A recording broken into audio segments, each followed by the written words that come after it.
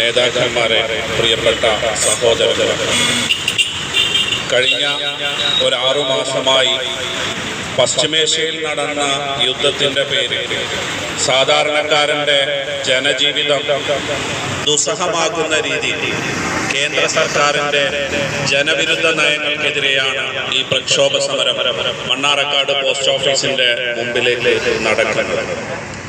ഒരു യുദ്ധം പുറപ്പെടുമ്പോൾ മറ്റൊരു രാജ്യത്ത് ആഗോളവൽക്കരണത്തിന്റെ ഭാഗമായി നമ്മുടെ സംസ്കാരത്തിലും നമ്മുടെ ജീവിത ശൈലിയിലും ഉൾക്കൊണ്ട പ്രകൃതിവാതകങ്ങൾ കൃത്യമായി ലഭ്യത ഉറപ്പുവരുത്താതെ കേന്ദ്ര സർക്കാർ അതിന് വലിയ വിലപിച്ച് കൊണ്ടിരിക്കുകയാണ്. നമ്മുടെ പ്രദേശത്തെ പല ചെറുകിട സ്ഥാപനങ്ങളും ഇന്ന് പ്രവർത്തനരഹിതമായിരിക്കുകയാണ്.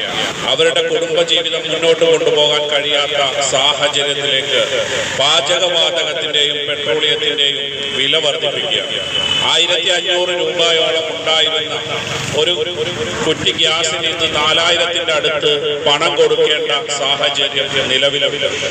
രാജ്യത്തെ ചെറുകിട ആളുകളെ പല രീതിയിലുമാണ് ഈ യുദ്ധത്തിന്റെ പേരിൽ ഗ്യാസിന്റെയും പ്രകൃതിവാതകങ്ങളുടെയും വില വർദ്ധിപ്പിച്ച് ജനങ്ങളുടെ സാധാരണ പ്രശ്നങ്ങൾ കൃത്യമായി മനസ്സിലാക്കാനാണ് കേന്ദ്ര സർക്കാർ നടപ്പിലാക്കിക്കൊണ്ടിരിക്കുന്നത്. നമ്മുടെ പ്രദേശത്തുണ്ടായിരുന്ന ചായ കച്ചവടങ്ങൾ ഓരോ പ്രദേശത്തും പൂട്ടിക്കിടക്കുന്ന സാഹചര്യമുണ്ട്. വീട്ടിലെ അടിയിലുണ്ടാകുന്ന പ്രതിസന്ധി വളരെ രൂക്ഷമാണ്.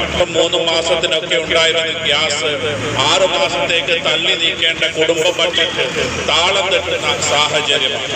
തൊഴിലാളി സമൂഹത്തിന് പെട്രോളിയം വിലവർദ്ധനവ് കാരണം ചരക്ക് ഗതാഗതത്തിന് അനുഭവിക്കുന്ന വിലവർദ്ധനവ് പല കച്ചവട സ്ഥാപനങ്ങളും നിർത്തിപ്പോകേണ്ട സാഹചര്യമാണ്.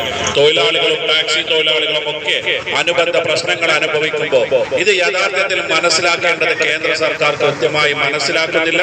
STU കാലോചിതമായി ജനങ്ങളുടെ കൂടെ, തൊഴിലാളികളുടെ കൂടെ സമരത്തിനിറങ്ങിയ STUവിന്റെ എല്ലാ തൊഴിലാളി പ്രവർത്തകരെയും നേതാക്കന്മാരെയും അഭിവാദ്യം ചെയ്തുകൊണ്ട് ഞാൻ എന്റെ വാക്കുകൾ നിർത്തുന്നു. നന്ദി, നമസ്കാരം ചെയ്യുന്നു.